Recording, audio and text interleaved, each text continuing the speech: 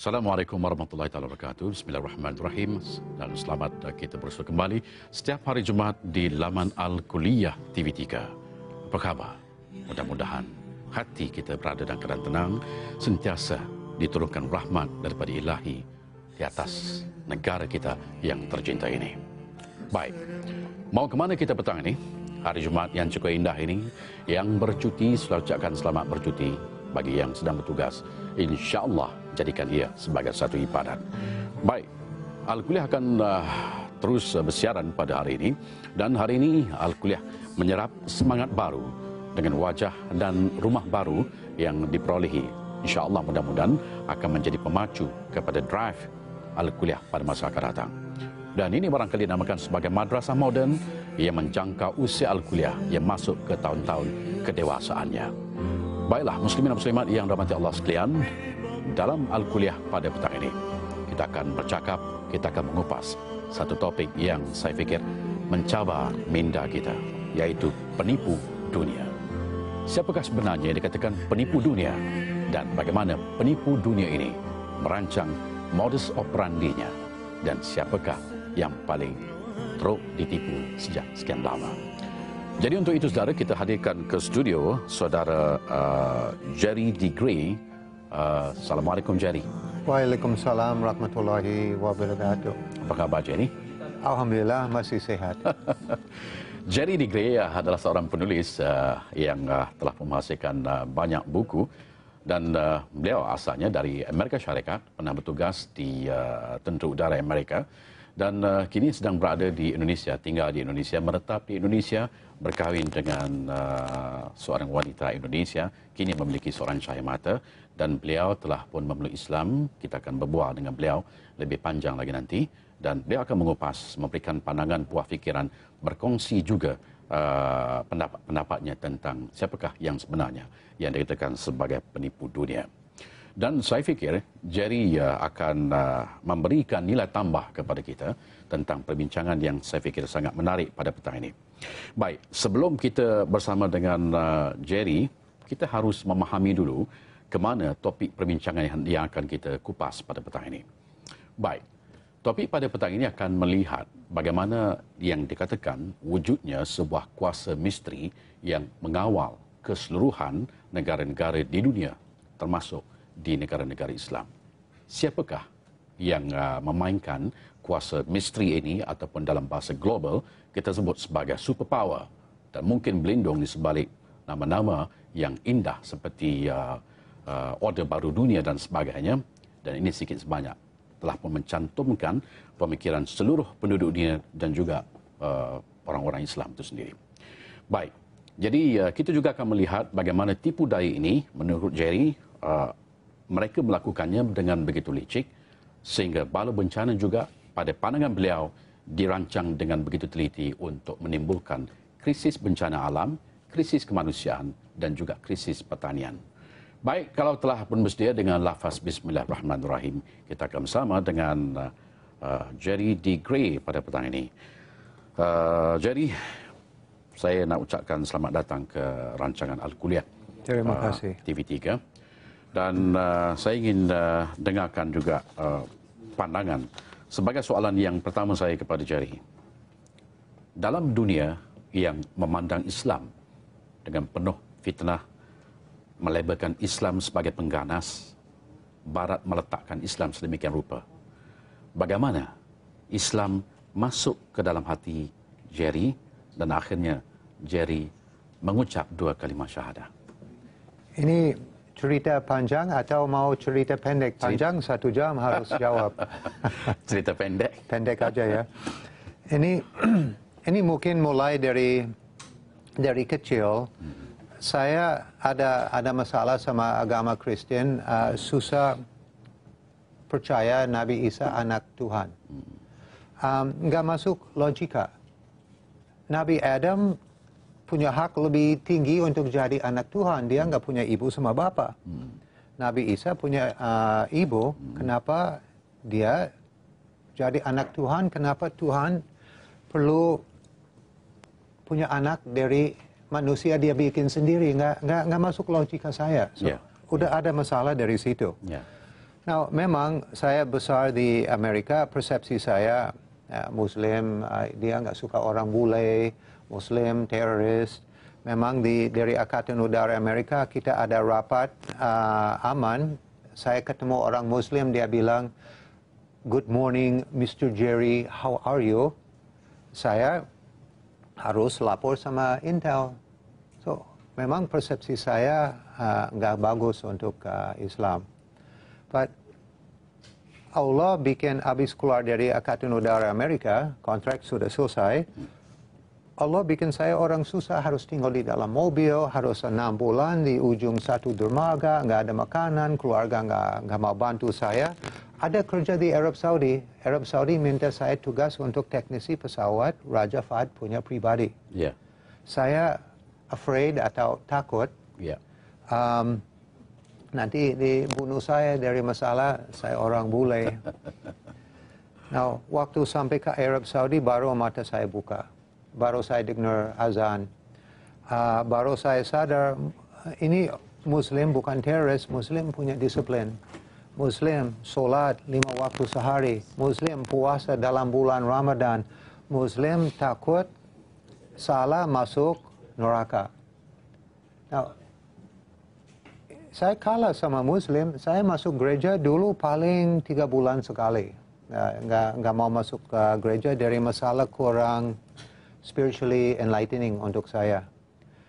Maka mata saya mau mulai buka di Jeddah waktu ada azan untuk solat seperti zuhur. Di luar Jeddah, di pinggir jalan, mobil berhenti solat di pinggir jalan. Di shopping mall mau bayar barang, karyawan nggak ada. Lagi solat di belakang. Toko emas, pintu buka, emas ada, karyawan nggak ada. Saya itu ada tukang dari toko emas, dia tanya sama saya, kenapa Mister nggak tunggu di dalam? Takut nanti Bapak pikir saya maling, nanti potong tangan saya. Dia bilang, ini semua Allah punya, bukan saya punya. Ini semua yang di kamar ini, baju saya pakai harus balik ke Allah. Mungkin kamu atau orang lain perlu barang ini lebih dari saya, silakan ambil. Saya nggak pernah lihat iman seperti itu. Mata saya udah mau mulai buka ke arah agama Islam. Di kunci mulai dari awal saya pegang Al-Quran. Ada orang Yaman nama Ahmad. Dia bawa Al-Quran ke saya. Dekat sama saya sudah ada rasa di sini. Yeah. Waktu saya pegang Al-Quran, mulai nangis. Udah ada sadar dari sini semua hal-hal di dalam Al-Quran itu betul. Dan saya belum baca. Waktu buka, ini dalam bahasa Inggris, berapa ayat saya baca langsung nangis. Itu semua mulai dari situ. Baik, terima kasih Jerry. Itu dia tadi awal bicara sehingga bagaimana Islam itu masuk ke dalam hati Jerry dan akhirnya hidup sebagai seorang Islam. Indah sekali cerita itu. Saya rasa sangat begitu tinggi nilainya bagaimana Islam itu memberikan pencahayaan dalam kehidupan Jerry. Baik, saya nak beralih kepada anjakan yang lebih jauh sedikit. Sebab Jerry juga melakukan kajian dalam bidang penulisan untuk menghasilkan buku-buku yang dihasilkan. Baik, jadi kalau kita saksikan sengketa, peperangan, konflik, kacau bilau, huru-hara, hari ini lazimnya berlaku di kebanyakan negara Islam. Betul. Soalan saya, apakah ini merupakan satu perancangan? Memang ini ada global conspiracy sudah jelas untuk bikin Islam lemah, untuk prevent, stop kita untuk bersatu. Dia nggak mau kita unite bersatu, dia nggak mau kita ikut sistem khilafah, dia nggak mau kita punya satu pimpinan untuk umat Islam. Ya.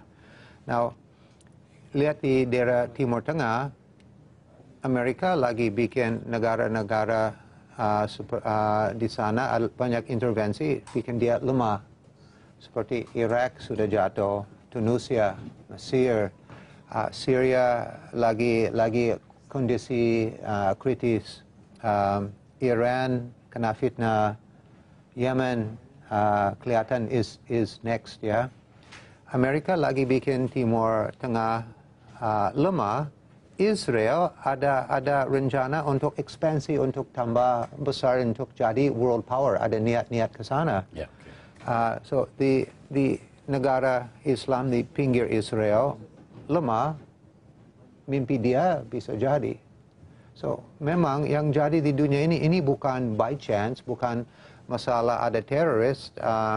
Memang teroris ada, but ini ada banyak fitnah. Ada global konspirasi untuk siapin di dunia untuk Dajjal. Masalah di situ. Mau siapin dunia ini untuk Dajjal. Ini kita lihat dari hadis suasana di dunia sekarang, insya Allah sebentar lagi memang Dajjal mau turun. Ini waktu sudah dekat. Jadi yang berlaku sekarang ini merupakan persiapan golongan ini untuk menyambut, kita boleh istilahkan sebagai kononnya menyambut kedatangan Dajjal. Betul. Kita lihat dari semua masalah di dunia sekarang, ini akar atau the deepest root, ya. Okay. Ini always coming from religion. Ini mulai dari agama. Dan memang dia mau bikin economic crisis, krisis makanan. Dia coba kontaminasi agama seperti Islam. Dia bawa ideologi beda dari sunnah Rasulullah, ya. Untuk mau bikin Muslim bingung, mau bikin brother sama brother fighting. Ini dia lagi tugas sekarang. Orang dia nggak suka, di pimpinan negara nggak suka di fitnah, dijatuhkan orang ini, dimasukin orang seperti pro Amerika, pro Barat. Ini lagi jadi sekarang. Ini memang masalah besar. Ya. Terima kasih Jerry. Dan ataupun nama Islamnya Haji Abdul Rahman. Jadi kita akan bersama dengan Jerry sebentar lagi, dan anda juga dijemput untuk membuat panggilan telefon untuk berkongsi pandangan, dan juga barangkali ada soalan yang ingin dikemukakan kepada Jerry ataupun Haji Abdul Rahman. Dan siapa sebenarnya penipu dunia, Jerry akan jawab sebentar lagi. Jadi jangan ke mana-mana, teruskan bersama kita di Al-Kuliah TV3.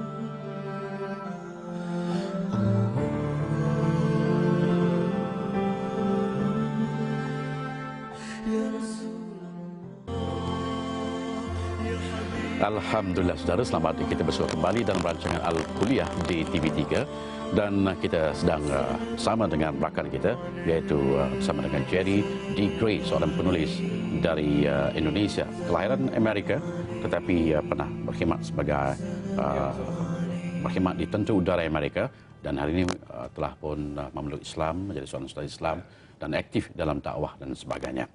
Baik, kita nak sambung lagi Jerry. Perbincangan kita, kemungkinan besar akan ada panggilan masuk untuk menyertai perbincangan kita di studio pada petang ini. Tapi sebelum kita menerima panggilan, saya ingin tanyakan dulu kepada Jerry tentang New World Order. New World Order pertama kali diucapkan oleh Presiden Amerika Syarikat George Bush pada waktu itu seperti sebuah perkataan yang sangat indah sekali bunyinya.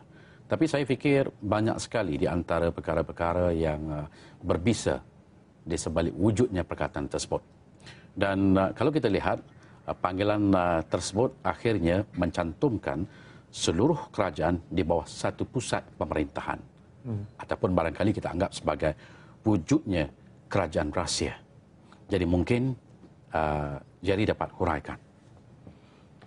Di New World Order ini juga sudah lama ada tulis di US dollar Novus Order Seclorum. Bahasa Latin. Sudah lama? Sudah lama. Ini dari US dollar pertama. Ada tulis Novus Order Seclorum atau New World Order. So ini sudah lama ada di US dollar. But baru George Bush Senior berani, dia presiden pertama berani omong the New World Order. The New World Order ini masuk kelompok pasukan Dajjal ini dia punya banyak senjata. Ini masuk IMF, World Bank, WHO, PBB, Gorbachev Foundasi, sama negara-negara yang supporting dia, Illuminati, Freemason, ini semua gabung di dalam New World Order. di New World Order Group ini mau di dunia ini jadi 10 provinsi, satu pimpinan, satu agama baru untuk seluruh di dunia. Now, dia tugas sekarang untuk kita lihat dari seluruh di dunia, nasionalisme lagi turun. Ini tugas dari New World Order. Dikurangin nasionalisme seperti kita lebih ikhlas terima one world government. Ya. Juga dia mau hancurkan family value, dan ini udah jadi di Amerika, family value sudah hancur. Yeah. Family saya sendiri udah hancur. Now,